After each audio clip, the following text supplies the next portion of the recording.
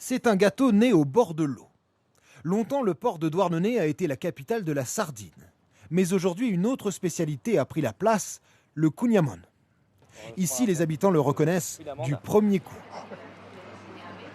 C'est super bon. C'est bien gras comme il faut, du beurre, du sucre. Il est parfait, juste bien beurré, croustillant comme on les aime. C'est bien le kouign-amann de chez nous. Alors il s'affiche en grosses lettres devant toutes les boulangeries de la ville. Et même sur les cartes postales. Selon la légende, c'est ici même à quelques pas du port qu'un boulanger trop pressé l'inventa. À cet endroit-là, dans les années 1860, il y avait une boulangerie. C'était la boulangerie de monsieur et madame Crozon. Et on voit ici une photo d'époque. Comme il n'y avait plus rien à vendre au magasin, il fallait qu'il fasse un gâteau un peu dans la précipitation.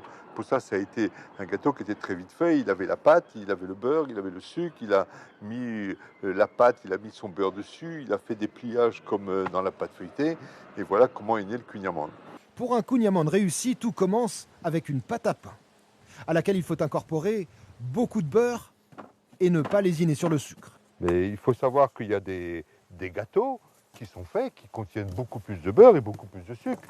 Si vous faites des gâteaux au chocolat, des moelleux au chocolat, des fondants au chocolat avec du beurre, avec de la crème, avec des œufs, c'est encore pire. Donc pour vous, c'est pas si gras que ça? C'est diététique. Il lui suffit de passer 45 minutes au four.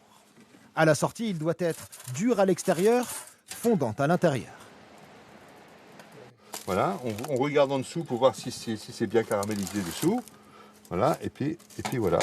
Et puis c'est cuit.